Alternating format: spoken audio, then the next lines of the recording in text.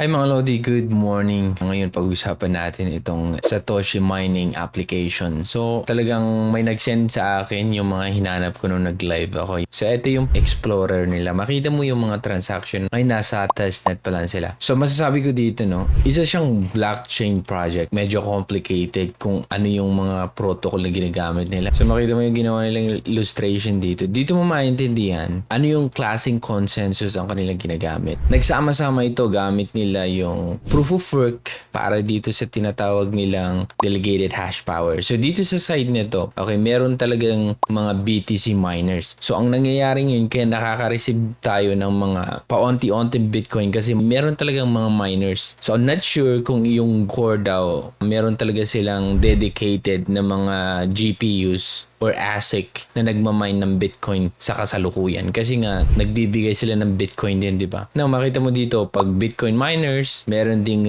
relayers, meron ding core holders. So, pag sama-samahin nila yun, kumbaga, ikaw, pag BTC miners, kailangan yung BTC hash power. Tapos, ikaw naman, pag ikaw ay core holders, i-delegate mo din yung core na token mo. Iba din yung relayers. Minsan napakahirap intindihin pero ganun talaga. Okay, meron silang kakaibang protocol. Pinagsamang proof of work tapos delegated proof of stake yung gamit ng Ethereum. Ibig sabihin, dapat connected pa rin sila dito sa Bitcoin network at the same time dun sa proof of stake kasi nga pwedeng yung mga application na nabibuild inside the Ethereum network ay pwedeng i-connect dito sa network ng core DAO. Kung gusto mo maki-participate, meron dito yung iba't ibang role, okay? So, ito yung mga role. So, validator, pwede kang maging validator. Okay, sabi dito, anyone can deposit and become a validator. Ang gagawin mo lang is, lock up mo lang ata yung core na meron ka. Itong relayer naman is,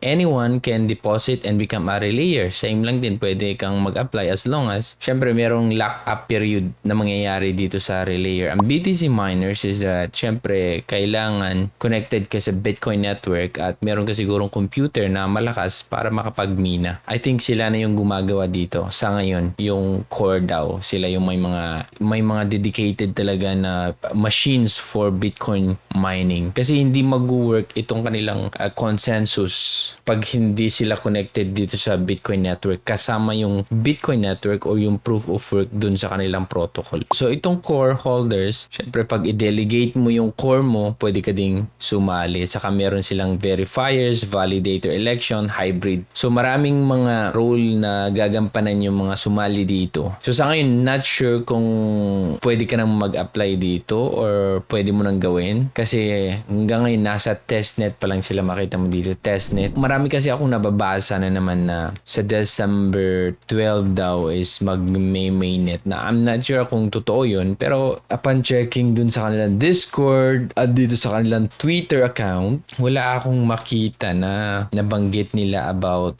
mainnet, open mainnet na sa 12 ng December. Kasi nga, as you can see, hindi pa naman talaga fully functioning. Nasa testnet pa lang itong network eh. Pero ang may assure ko sa inyo is that this is also a legit crypto project. Noong una, hindi ko lang talaga nag-dive in or intindihin itong core DAO, pero masasabi ko na ibang approach din ang kanilang ginagawa. So, kahit dito sa kanilang Medium account, wala akong makita about dun sa open mainnet sa December 12. So, di ko alam kung saan nakuha ng mga miners yun. So, dito, okay. Wala pa akong kaalam-alam dito. Pero, makita mo dito yung core na namamine ko. Nung dinownload ko directly dun sa app, sa Google app, hindi ito nagpapakita. Pero, ang in-install ko yung APK, yun ang in-install ko, ay dinownload ko. So, nagpakita yung option ng mining dito. So, itap mo lang siya every 24 hours at pwede mong i-receive yung mga core dito. Okay, so yung pa lang ang nakukuha kong core nung nag-start akong nag-download kasi nga i-chinek ko talaga. So, meron din silang, nagbibigay din silang BTC, hindi naman kalakihan. Okay, the more mas malaki yung hash mo, mas malaki yung nakukuha mo. So, maraming paraan dyan. Pwede kang mag-invite o mag-recruit ng miners dito. So, ilalagay ko yung aking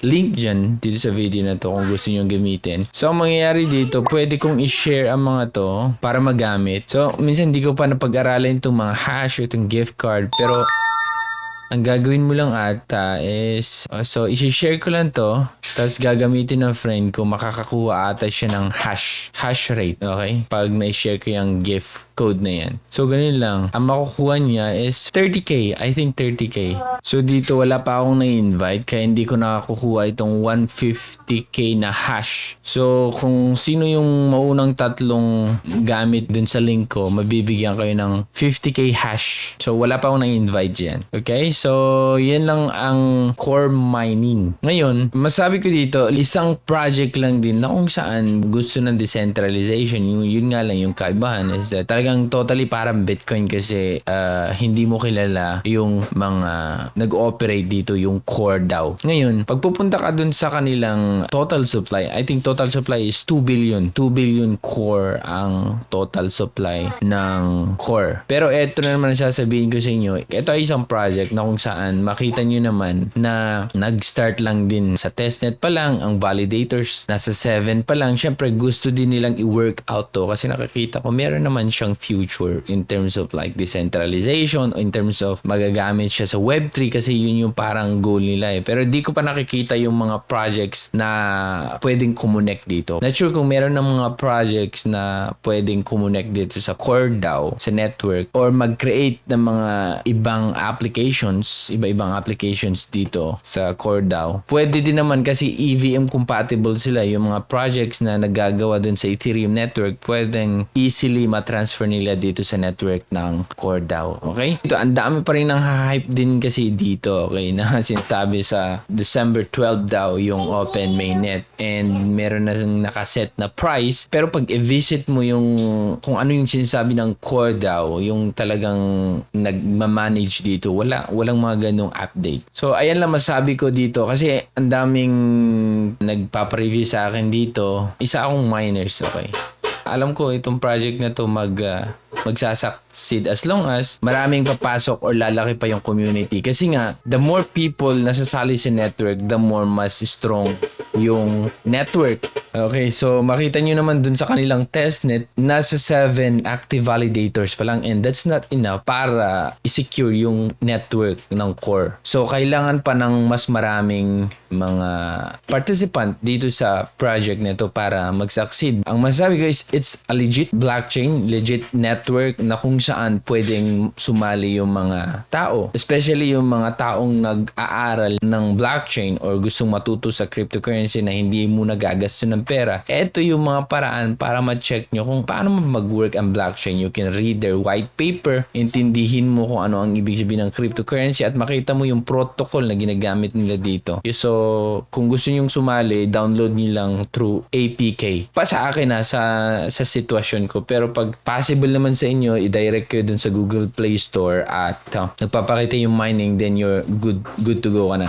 So, once pala na dinownload nyo yun, kailangan nyo lang i-verify yung mukha nyo. Sundan nyo lang, parang face recognition lang para lang malaman na human ka. So, yun lang yung process nila dito para ma-validate ka at pwede ka nang makapagkuha ng core. So, ayan mga Lodi, ako si Torogi and thank you so much for watching. Bye.